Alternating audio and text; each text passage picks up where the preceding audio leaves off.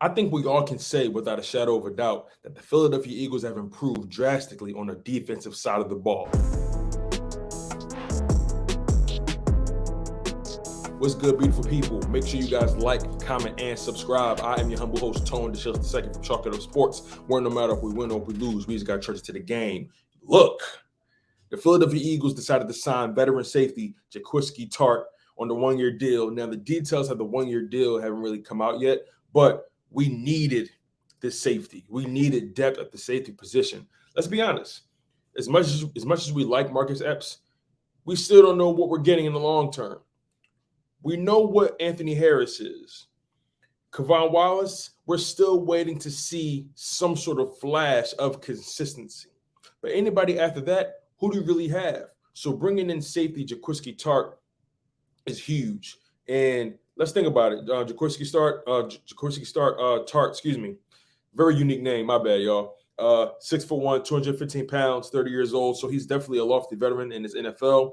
Played 7 years with the San Francisco 49ers, and he was a former second-round pick by the 49ers as well. Now, he does have a bit of an injury history. In his career, he played in a total of 80 games of 116 possible games, so he's missed 36 games over his career, and he started 64 games for the 49ers as well. But when he's healthy, he's played over 80% of the defensive snaps for the San Francisco 49ers over the past several years. He was really integral in that top defense that they've had all those years, being competitors for a Super Bowl. Yet they didn't win a Super Bowl, and they came really close to getting to a second one if he catches that interception in the NFC Championship game against the Los Angeles Rams. But, you can't hold on to plays like that. You got to be able to move on. But overall, he's been a constant presence on that 49ers defense, and to be able to play over 80% of the snaps for several years whenever you've been available, that's huge because that means they trust you and they trust what you're able to do. They trust your mind and your intellect. Now, has he probably taken a step back athletically? Potentially. Maybe that's why the 49ers decided to move on from him a year early rather than a year too late. But he's going to compete with Marcus Epps and Anthony Harris for that starting spot. And I think that's actually what's necessary. Nothing should be guaranteed to the safety room. As a matter of fact, for the first time ever, you can make an argument that the safety room is the weakest position group, when in reality, in our history, it's always been either the linebacker room or the cornerback room. We've always had a really, really, really dominant defensive line, but the linebacker room and the cornerback room has always been a question, and we've always had fairly good safeties and a really dominant defensive line. Now, we flipped it. The cornerbacks are great. The defensive line is great. The linebackers are even better. And then the safety position, that is the weakest part of the field. But I can live with that personally because you have guys like Darius Slate and James Bradbury and Avonte Maddox being able to take that pressure off of those guys. Now, Anthony Harris, he's a veteran, so he's savvy.